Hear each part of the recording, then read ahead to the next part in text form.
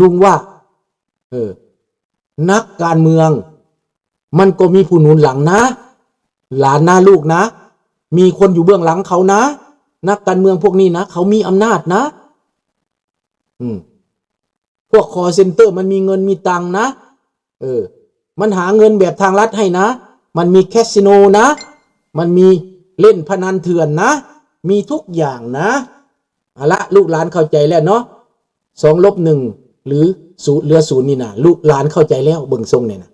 เนอะขอบใจหลายๆเด้อที่หลานรับฟังนะขอบคุณมากครับ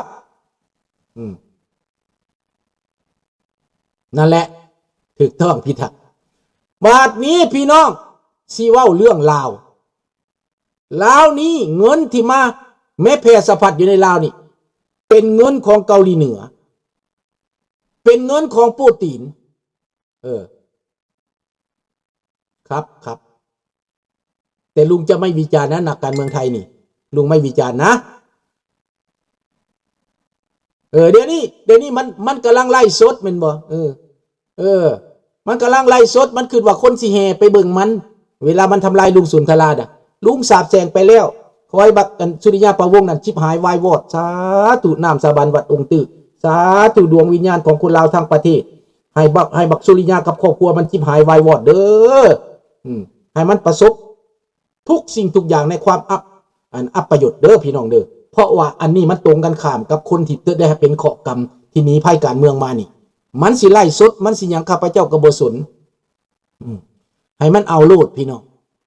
คนเมืองฝรั่งก็สิฮู้หน้าตามันเบิดแล้วพี่น้องความชั่วของมันดังนั้นแล้วในตอนนี้พี่น้องโลกกำลังผันแปรอย่างนักกำลังปั่นป่วนอย่างนักพี่น้องคนใดอึดคนใดยืนอยู่ได้คนใดตั้งตัวได้ทนได้ผ่านได้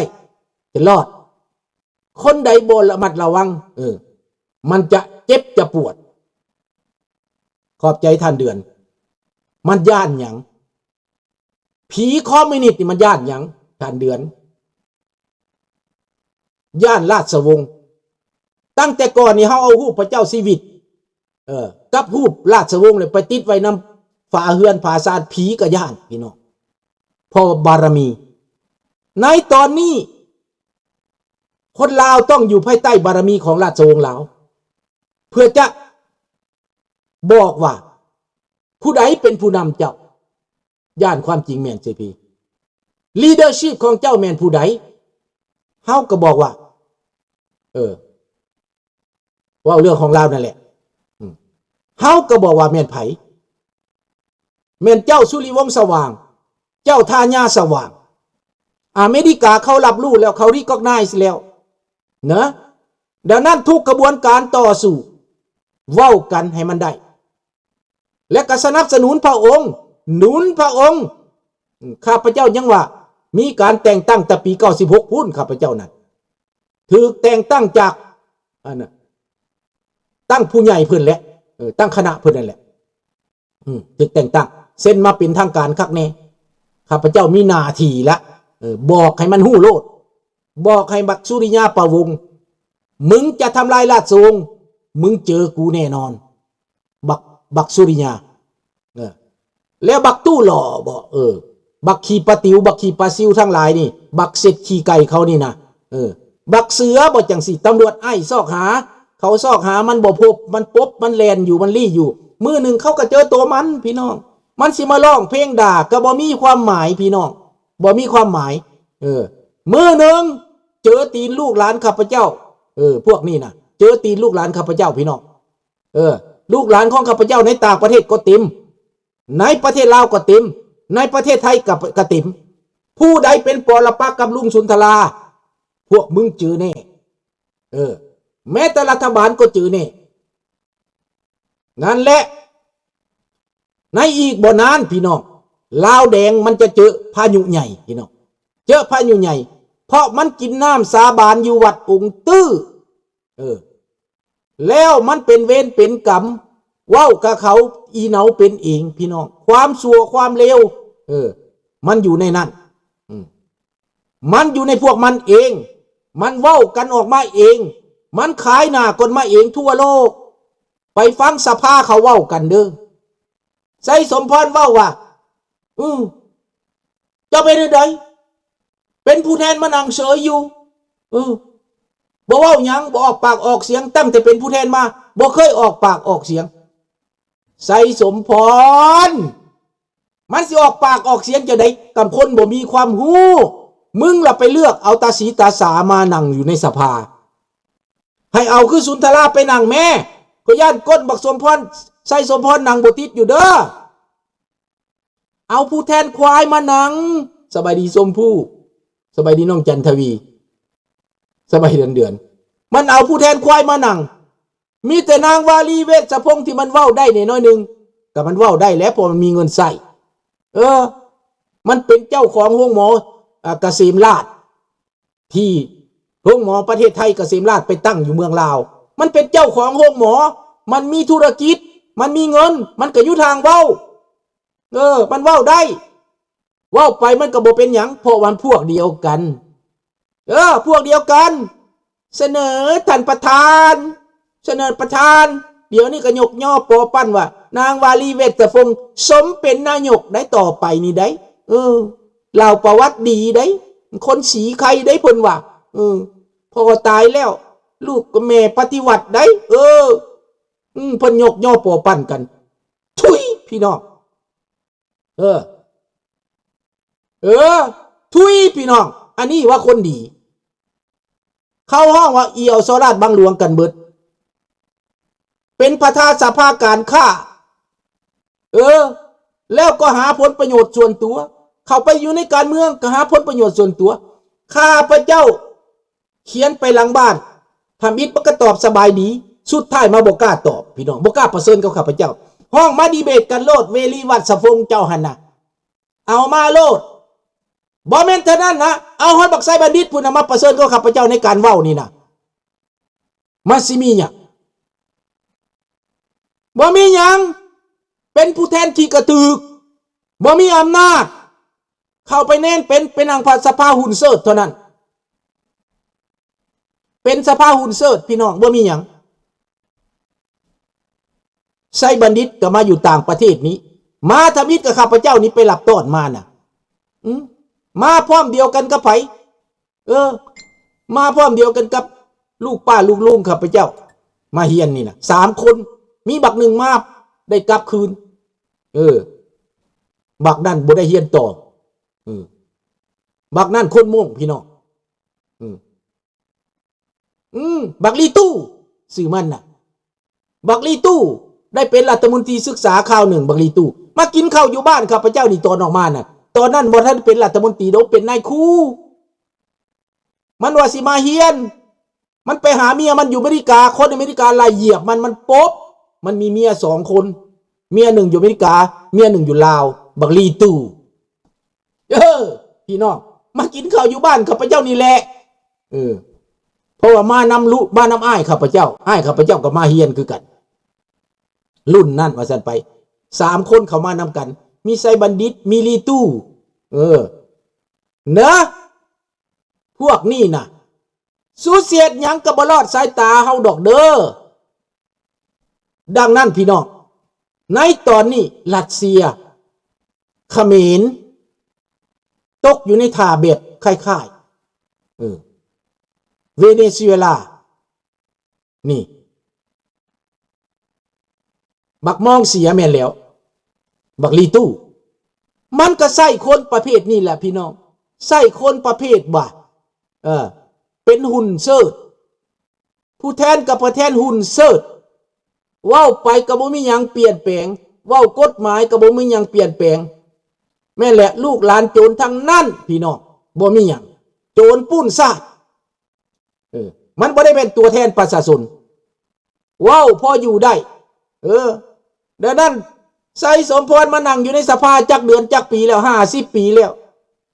ผู้แทนคนนี้ก็บ่สมเป็นผู้แทนมานั่งอยู่นี่บ่ปากพ่อความบ่ซั่นเขาสิปากแนวได้ว่าเป็นตาหัวพี่น้องอายชาติอายบ้านอายเมืองอายโลกเขาว่าไปใส่อายถึงหั่นพี่น้อง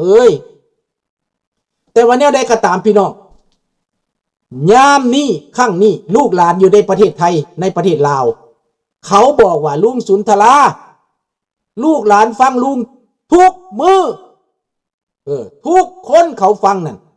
แล้วเขาอยากให้ลุงมาไวๆเขาอยากให้สภาพเกิดการนี้มันเกิดขึ้นไวๆเขาพร้อมแล้วสิลุกขึ้นเขาพร้อมแล้วสิเสียสละเพื่อลูกเพื่อหลานเขาเพื่ออนาคตของเขาให้ลุงเป็นปากกระบอกเสียงให้ตอนนี้ผู้ใดมาคัดมาขวางผู้ใดมาใส่ให้ป้ายสีลุงกระบวันไหวลุงเป็นหินนักมืน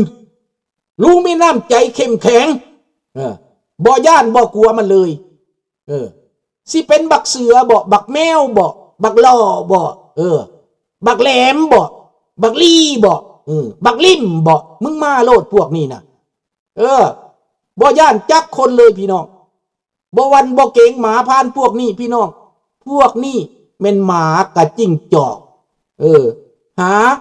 หาเลียพวกหมาจิ้งจอกหาเลียเราไม่สนเราไม่กลัวมันกูไม่กลัวมึงจักแล้วบอกระดับนี่ว่าสิวันไหวพี่น้องแม่นแล้วบ่ได้วันไหวลุงสุนทรามีครบพร้อมทุกอย่างแต่เป็นอย่างจังออกมาว่าเพื่อลูกเพื่อหลานมาว่าความจริงให้ลูกให้หลานมาปกป้องลูกหลานมากระทำบุญกฐินกองใหญ่มาทำบุญกฐินกองใหญ่ช่วยมวลมนุษย์เปิดหูเปิดตามวลมนุษย์แล้วก็ซี่มือใส่ศัตรูของราชวงศ์ลาวผู้ใดทรราชผู้ใดทรยศผู้ใดหลอกลวงอ้างตัวว่าหนีเป็นอพยพลบภัย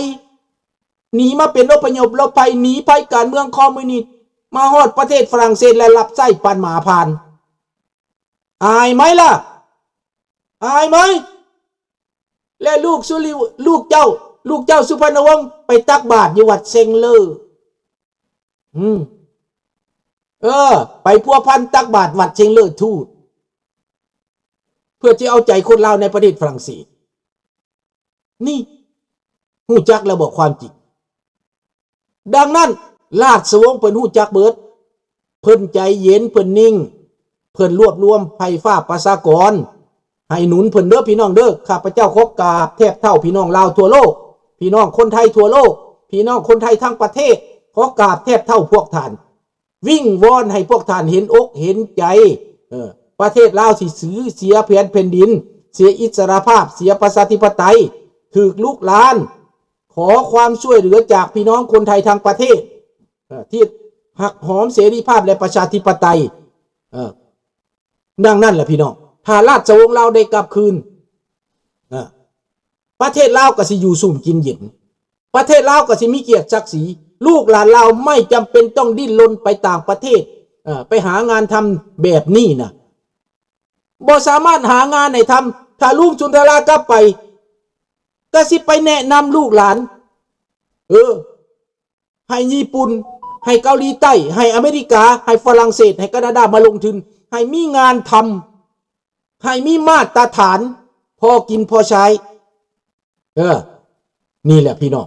สบายดีท่านเฮงนี่ก็เป็นนักสู่ข้าพเจ้าติดตามมาอยู่ตลอดเด้อท่านเฮงเด้อนะ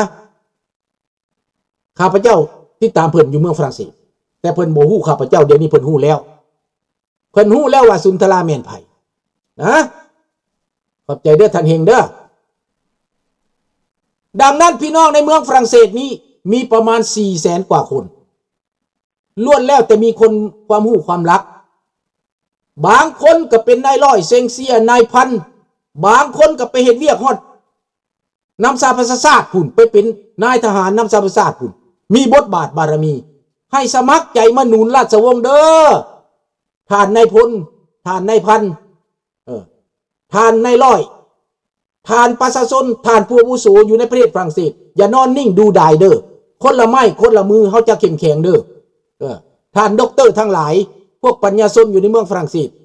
อย่าไปหลงคำคาลมอย่าไปหลงคำจูนให้เกียรติสั่งให้อิจฉาบางเบียดราชวงศ์เด้อเฮาเป็นคนที่หนีแผ่นดินมาด้วยกันพัดภาคบ้านเกิดเมืองนอนมาด้วยกันขอพวกเฮาให้ร่วมมือกันร่วมใจกันอดีตผ่านมา